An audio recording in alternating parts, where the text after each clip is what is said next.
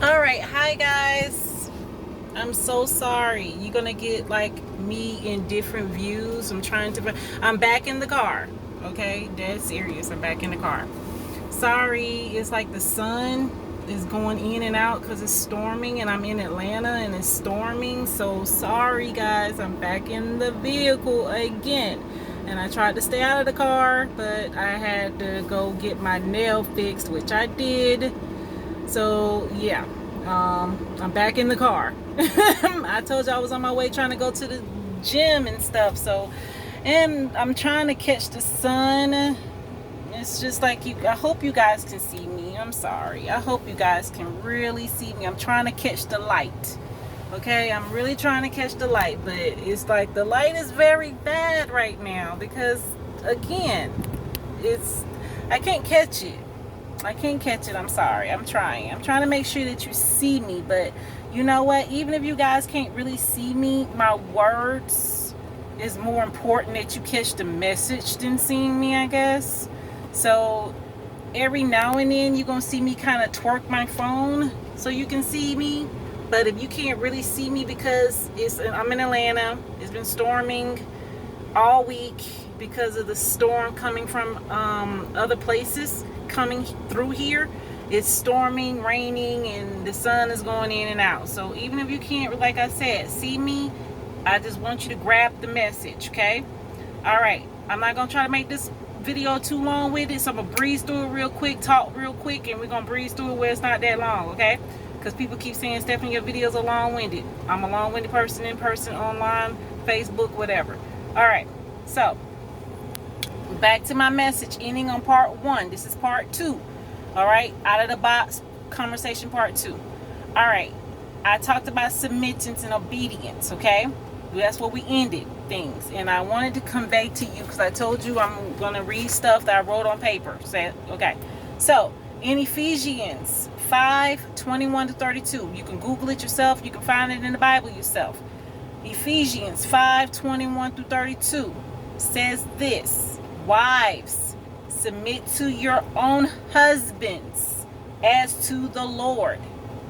For the husband is the head of the wife, even as Christ is the head of the church, his body, and himself is Savior. Now as the church submits to Christ, so also wives should submit in everything to their husbands.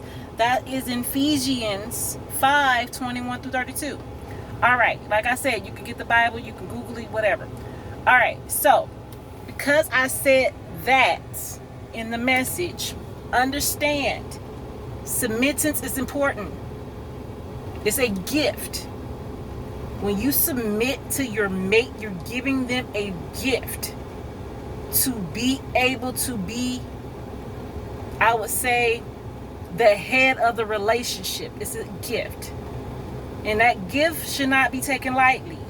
It shouldn't be a gift where that person just runs off and just runs the relationship any damn way they want to. It's a gift when a woman gives you her submittance for you to be the head of her relationship. She's placing you in a control position where you're in control. And that shouldn't be taken lightly. When a person gives you control to run the relationship and they give you trust and love, they are reassuring you, they believe in you to run the relationship the way the relationship should be ran. Okay? That's what submittance is. It's a gift. You submit to the Lord. Okay? And you haven't even seen the Lord, but you submit to the Lord though. And because you submit to the Lord and know that He is everything and He created everything, He wants you to do the same for your partner. Now, I hear people say, I'm not going to submit to my boyfriend or my girlfriend. That's fine, because the only thing that God pretty much cares about anyway is the union of two people, which is marriage. That's the only thing that stands out anyway. So even if you don't submit to your relationships, that's fine. You don't have to, because like I said, marriage is the only thing that really counts anyway when it comes to the Bible, because that's what the Bible preach about more than anything else in the Bible is marriage. Relationships, boyfriend, girlfriend stuff don't even matter. because marriage in the Bible is the most vital thing in the Bible anyway, and that's what everything in the Bible is based off of, is marriage, not so much relationships, girlfriend, boyfriend, whatever. So, but if you choose to be a submissive person in your relationships, it be man, woman, woman, man, whatever, that's okay too. That means you're teaching yourself early that if you do become a wife, how to be a submissive person to your partner, because you practiced it in your relationship. So that's okay too. And just understand, God takes marriage more serious than anything else. And I'm so sorry I can't catch the light. My God, I can't catch the light. Okay, like I said, if you can't see me and I'm going in and out, I'm still trying to twerk my phone because I am in a parking lot. I'm about to go into the gym. I just got my nails and toes fixed, nails and toes done. Gotta always stay sexy and maintain all the time. So I'm still trying to do that, but I'm gonna go into the gym a little bit later, but I wanted to rush really quick and do this video. So I'm gonna go in and out because it's storming, and I'm trying to get my phone to look at me. But if you can't see me clearly, sorry Facebook. I'm not sorry Facebook, YouTube, sorry. See, I'm talking fast. I'm so used to being on Facebook. If you can't see me, YouTube, I'm sorry. I do apologize early, but I said it's storming. So all right, so basically this is what I'm gonna talk about to tie in submitting, so you understand it. I'm in this group in chats, right? It's a BDSM group. BDSM is acronyms for stuff. BDSM is acronyms for bondage, discipline, submissive, sadism, and machism. Okay? And if you want to know what machism is, let me spell it out to you, because I wrote it down too. It's spelled M-A-S-O-C-H-I-S-M. That's machism. Okay? All right, and we all know about the sadism stuff. All right, so when I talk about BDSM, that's the lifestyle I'm in. I'm talking about dominant sub relationship. Okay, because again, BDSM is acronyms for a lot of different relationships. You have a S&M relationship, that's sadism and machism. Then you have a BD relationship, that's a lifestyle for bondage and dominance. Then you have a DS relationship, that's dominant, submissive. I'm a submissive. I cater to my dom. A dom is an abbreviation for dominant. Okay, it's not like the 50 Shades of Grey movie. Okay, and nothing against the 50 Shades of Grey movie. I love the book, I love the movie, and I watched the movie like 15 times. I promise you I did. All 3 series about 15 times. It can be like that. You can fall in love with your dominant, and you can marry your dominant. In these chat rooms, I found out that people have married their dominant person that's over them. Okay, and the only reason why I'm talking about this is not trying to get you into a lifestyle that you don't know nothing about. I'm not trying to do that. I'm trying to tie in submissive to a lifestyle. Okay, because I'm into the BDSM lifestyle, and I'm not going to go deep into it because it has nothing to do with what we're talking about. It's just trying to give you an overlay information of what I'm trying to convey to you about submissive. In this lifestyle, you have a dominant. He's your partner. It's a relationship. And he cultivates you, he grooms you, he teaches you, he loves you, he cares for you, and you give him a gift of control over you, and you give him a gift of being a sub to him, which is submissive. You give him submittance, and it's a gift. Allowing him to control you is a gift. Now, people think a dominant is somebody that beats your ass. That's not even the case. He loves you. Y'all unselfishly give each other to each other. He unselfishly gives himself to you. You unselfishly give yourself to him. It's a circle of unselfishness. Okay? He pulls from you, you pull from him. You give him what he needs, he gives you what you need. You give him what he wants, he gives you what you want. It's a relationship. And I had a relative try to convey to me that, oh no, Stephanie, it's not a relationship. It's not a relationship. And she wanted to prove to me that a dom pretty much is this aggressive person that beats your ass. Not true. And that's because she didn't do her due diligence and find out and do research on it. I did my due diligence and I did research and read up on it, looked at all the videos. That's how I knew who I was. I came into my truth at a later age. But I always knew I was a sub early, when I was in my teens, because I knew I was different. I just allowed myself to just get into these relationships, but I always felt like something was missing. So, and then I realized, understanding these groups and talking to these people in these chat rooms, that I am who I say I am. I live in my truth, and I love the way that everybody in this world is finally coming into their truths. You be lesbian, gay, poly, into BSMs and whatever. I love the fact that everybody in this world is coming into their truth, because I feel like that is what's going to make you happy, knowing who you are as a person. But in my lifestyle groups, which is BDSM again, dom, submissive, it teaches you how to be submissive to a dominant figure who is your dom. Now you have women that are domes, D-O-M-M-E. That's the female version of a dom. And yes, it's for to start raining. Like I said, we've been having these bad snowstorms, well, rainstorms in Atlanta due to the weather. So it's been raining like all week. Sorry about that. Now, like I said, you want to see me keep moving my camera on my phone because I'm trying to find the light, so you can at least see my face as I talk. But if you can't see my face, at least listen to my words. Thank you so much for your patience. So anyway, like I said, the camera's gonna go in and out, and because it's about to start getting dark because it's raining. Anyway, like I said, bypassing all that, I feel like people outgrow people. So this is the message I want you to get, and I'm gonna tie this up really quick.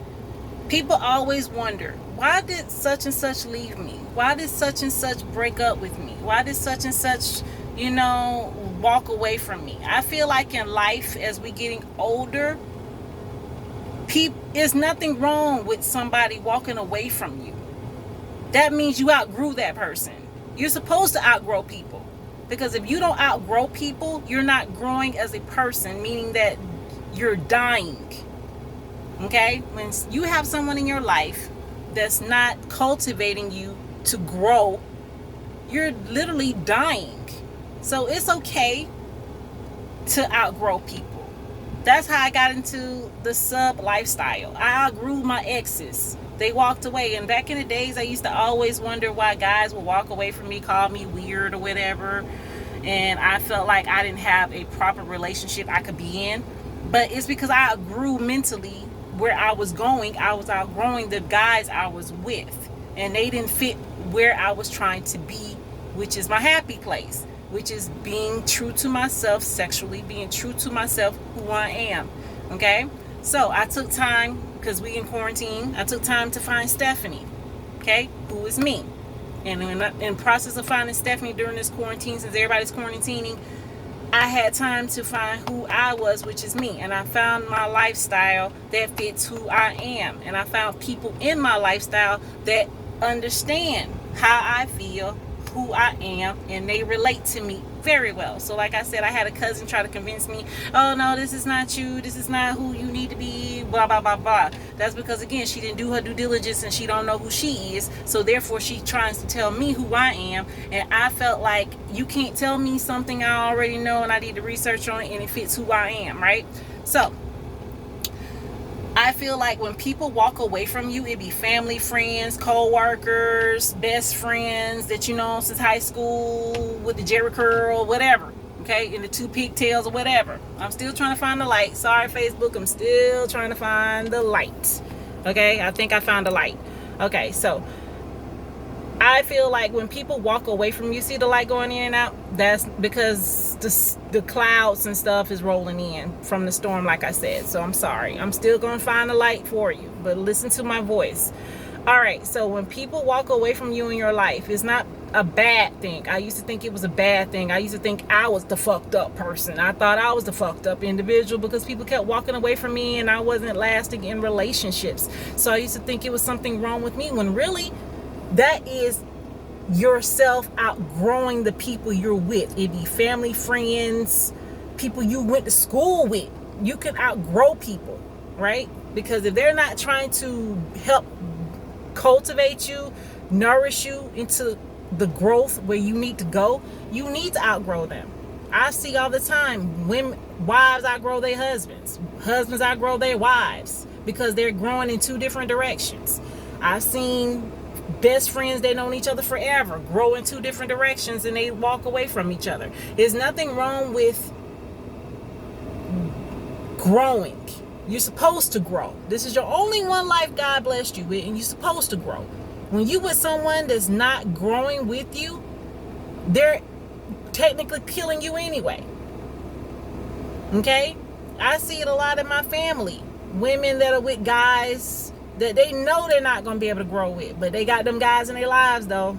But they know they're not going to be able to grow with that person because that person's not even on your mentality level. So it's hard to grow with somebody that's not even where you're trying to achieve your goals and where you see the vision. If the person in your life can't see the vision with you, you need to cut that person off. I have cut relatives off. Like I said, I'm still trying to find the light. Bear with me, YouTube. Thank you. It goes in and out. I cut family off because I got tired of breastfeeding all that negativity in my spirit. Some of my relatives was literally breastfeeding me negativity on a daily basis. No, Stephanie, you're not gonna you can't do this. No, Stephanie, that's not for you. No, Stephanie, you can't do this. No, Stephanie, that's not for you. No, I just kept hearing no, no, no, no, no, no, no all the goddamn time, and I got tired of it. So I pulled myself from the breast that was feeding me and my spirit negativity, and I fucking cut them people off. I've cut relationships off because I can't deal with negativity.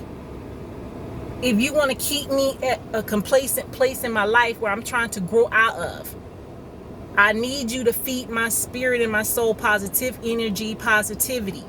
To say, yes, you can do this. Yes, you can be this. Yes, you can do this. I need that. So when I cut everybody off, I realized I was only down to goddamn 2 people. At the end of the day, I was down to 2 people. And that's okay. When you start to cut people off, you're going to realize your circle is not as big as you think it is. You're going to realize your circle is not as big as you thought it was. You probably started out with 100 people. By the time you start cutting people off and outgrowing people, you might end up with 5 people in total. Because your circle don't need to be big for you to feel like you somebody special. You might end up with 2 people like I did. I cut everybody off and I'm down to like 2 people, 3 people tops. But you know what though? I made friends with people like myself in these chat rooms. I found out I might not have ever seen these people ever in life, but I love the fact that we talk, we text, we keep in touch, and they're just like me. They embrace who Stephanie is. They encourage me to stay walking in my truth all the time, and I love that. So when I talk about submittance and control, and people was talking about Fantasia, like I said, she made a YouTube video because Fantasia is, in her heart, she's a Southern female, and she believes in Southern values, and I agree with that. I love her for that. She was talking with her husband. Like I said, I'm trying to find the light. She was talking with her husband about submittance, and you're supposed to be submissive to your husband. Then I saw on the talk show, the Wendy Williams show, where she had the table talk, and they was talking about, you know, anybody listen to Fantasia on YouTube when she talk about being a submissive, and do you think that applies today? I just read you in the Bible that being a sub is applied all day. It's in Ephesians. And Ephesians is in the Bible. You're supposed to be submissive. You're supposed to be a submissive person to your spouse. So, it's just the world is teaching women that being submissive is a bad word. It's not. When you are submissive and you give that gift to your partner, it's a gift that should not be taken lightly. It's a gift. You're giving that person a very, very special, valuable gift they should not take for granted, right? Okay, so I love Fantasia. I love me some Rihanna. I love them girls. And Rihanna, you know, she stay in her truth all day. She's true to who she is. I love her. I love me some Tiana Taylor. I love those women because when I look at those women, besides the fact they're beautiful women, I look at the fact that they're true to themselves, and they stay true to themselves, and they stay grounded, right? So I look for those women as examples. Okay? They only stay true to themselves, right? So my whole thing is me trying to tell you, wherever you're in and you listening to this YouTube channel, wherever you're going through, understand, and this is for the people in the back, it's okay to walk away from people that's not for you. It's okay. Because if you stick and stay with people that's not for you and they're not trying to nourish you and help you grow, you're dying anyway. And that's for the people in the back. And I'm going to say it again. For the people in the back. If you're in a situation, this is confirmation. If you're in a situation that you know you shouldn't be in, you with a husband, spouse, girlfriend, boyfriend, boyfriend, I don't care what your dynamic is. But whoever you're with, and you know you're with the wrong person, you shouldn't be with that's not trying to encourage growth. That's not who you need to be with. That's confirmation for whoever need to hear, from the person in the back to the person in the front. That's confirmation. You are supposed to outgrow people. I told you earlier, and I'm going to repeat it again for those that didn't hear me. I outgrew my relatives. I outgrew most of my relatives. And I stopped talking to them because I outgrew them. They was feeding me so much negativity, literally breastfeeding me negativity on a daily basis, and I got tired. Because in my family, it's like an audition. You got to audition for your relatives to like you. You got to audition for your relatives to check up on you. You got to audition for your relatives to give a fuck about you. That's the family I'm in. It feels like I'm auditioning for my family to like me, appreciate me, and embrace me. When I feel like I got to audition for somebody to naturally love me and care for me, and you're my relative, I feel like I don't need you. I don't even audition for me and I'm with in a relationship. So I know I'm not for the audition for my relatives. You're going to take Stephanie as she is, and she's going to take you for who you are. That's it. Plain cut, simple, and plain. Right? I started to know who I was early. Okay? But I was waving the fence. I was kind of like rattling the fence because I wasn't so sure. I just knew that when I got into these plain vanilla relationships, I felt like something was missing. And once I came into knowing who Stephanie is sexually and mentally and emotionally, I knew I found people like myself in these chat rooms that understood me. And I felt like that was my true family that understood me sexually, right? So, yes, I'm into the BDSM, but I'm only into the dominant submissive part because, again, it teaches you submittance, how to grow, how to nourish. Your dominant cares for you. He loves you, and he teaches you and grows with you. It's a commitment relationship, right? You give him the gift of being his submissive, and you giving him the gift of being able to control you, guide you, and nourish you, and teach you in the gift of being a sub. That's what it is. So I just embrace, and don't worry about people judging you. Everybody's gonna judge. I don't judge, right? I get to know people on all kind of levels, right? I was in these chat rooms. I met a lot of people that's into the poly lifestyle, right?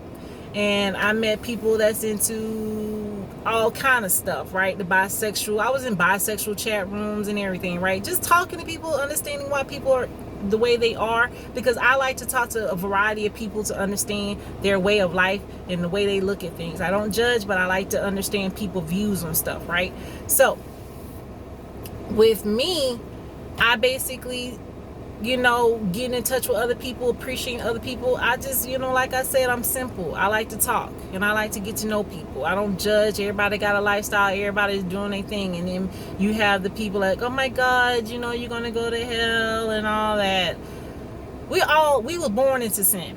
Understand that. We were born into sin, right? And I feel like this, and this is another thing I wanted to convey to you really quickly before I tune off. If you read the Bible, God favored the unsaved. I'm going to say that back to you again. God favored the unsaved. He walked among the prostitutes and thieves. He favored the unsaved, not the saved. And I'm going to explain to you why. If you have a child that's making straight A's in school,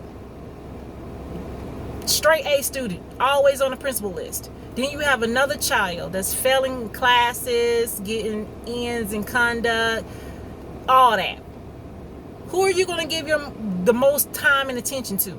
The child that's making all A's, always on the honor roll, or the child that's lagging behind and failing and needs some help? Who are you going to give your attention to?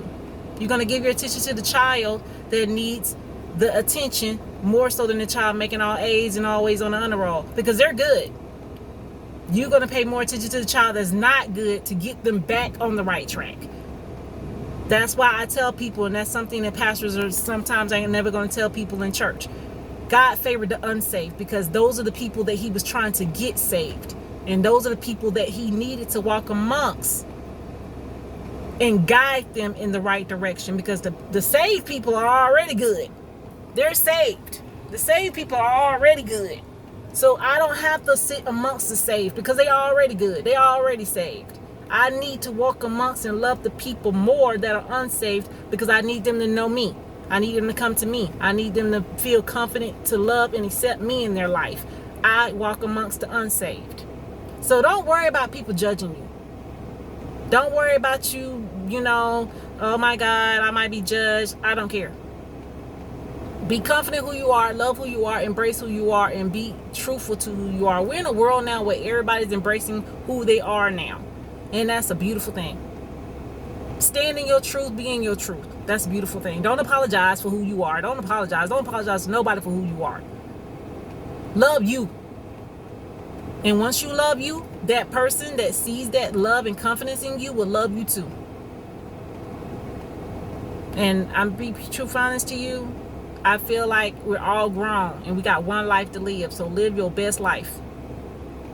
Love you, embrace you, and that person that's for you, that kinetic energy that you put out, that kinetic energy will feed your spirit and your soul right back. And that person that feels your spirit, your soul, and your confidence, that person is going to just be drawn to your spirit, your soul, because guess what? You took time out to know you, find you, and you took time out to build confidence in who you are and learn your truth. I don't apologize for nothing I do. If I got to cut people off, I cut people off. But I'm going to love me, and I'm going to embrace me, and I'm going to accept the person that's coming in my life to embrace me as well. So I love you, YouTube. I keep trying to say Facebook. I love you, YouTube. I will make additional pieces to these YouTube videos. Love your insight. Always feel free to comment.